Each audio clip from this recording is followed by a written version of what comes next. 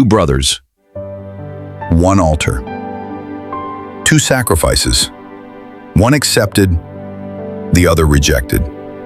But why? What did Abel offer that made God look upon him with favor? And why did Cain's offering lead to jealousy, rage, and murder? Why did God favor one brother over the other? This isn't just a story of two sacrifices. It's a spiritual mystery that echoes through eternity, and the answer might just change your life. After being driven out of Eden, Adam and Eve began life in a broken world. The pain of separation from God was real, but life had to continue. In the midst of sorrow, they experienced something miraculous: birth. Eve gave birth to Cain, and she exclaimed, "With the help of the Lord, I have brought forth a man."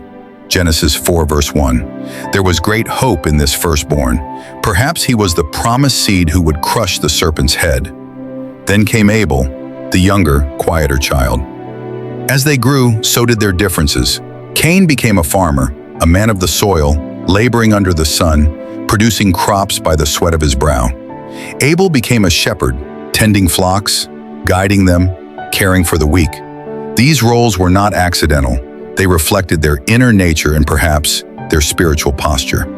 Then came the pivotal moment, a day of sacrifice, a moment of offering, a divine test. Both brothers built altars. Cain, confident in his labor, brought some of his produce, fruits and vegetables he had grown with effort. But something subtle was missing. Abel, however, selected the firstborn of his flock, the best of the best, and offered the fat portions, the most prized parts. This wasn't about animals versus crops. This was about attitude, faith, and reverence. God looked upon Abel and his offering with favor, but upon Cain and his offering, he did not. Why? Because Abel's heart burned with faith, trust, and humility. His offering symbolized substitution, a shadow of the ultimate Lamb to come. Cain, on the other hand, brought what he thought was good. His offering was convenient, but not consecrated. It was sacrifice without submission. To understand God's choice, we must go deeper, into the hearts of the givers.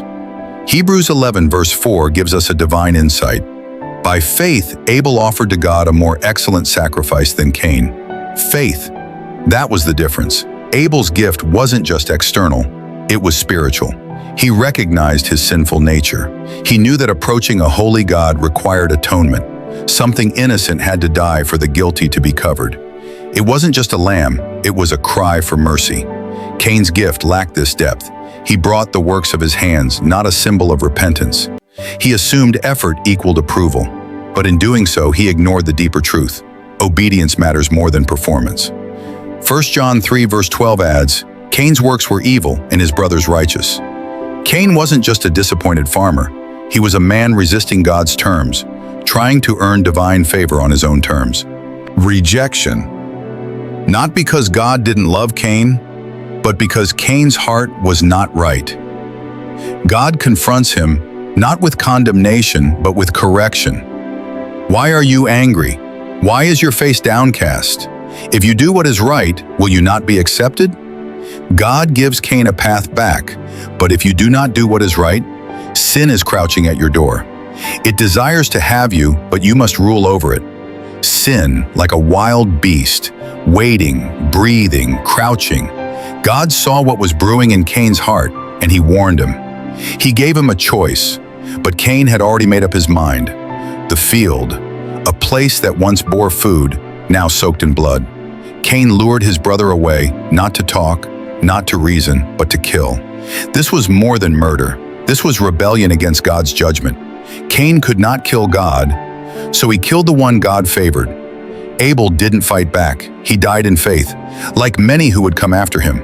His blood fell on the earth, and the earth itself cried out. God speaks again, not in rage, but in justice. Your brother's blood cries out to me from the ground. Cain is cursed from the earth. He becomes a wanderer without rest or fruitfulness. But then something shocking happens. When Cain fears for his life, God places a mark on him, a divine sign, not of approval, but of protection. Why? Because even in his judgment, God is still merciful. Cain deserved death, but God gave him life and time to reflect. Cain and Abel, two brothers, two offerings, two destinies. Their story reveals a universal truth. God doesn't just look at the gift, He looks at the heart behind it. You can give your money, your time, your voice, but if your heart is not surrendered, your sacrifice is empty. Abel's sacrifice foreshadowed something greater, the ultimate lamb, Jesus Christ, who would offer his blood not just for one man, but for all. Cain's way was the way of self-righteousness. Abel's way was the way of faith. Which way are you walking? Abel's blood cried out for justice, but Jesus' blood speaks of grace. Don't let your life be a Cain story. Don't offer God your efforts without offering Him your heart. Choose faith, choose surrender, choose Jesus. If this story opened your eyes, leave a comment below. What did you learn that you never noticed before? Like, subscribe, and share this message to someone who needs it. This is insight from above, and the truth is always deeper than it seems.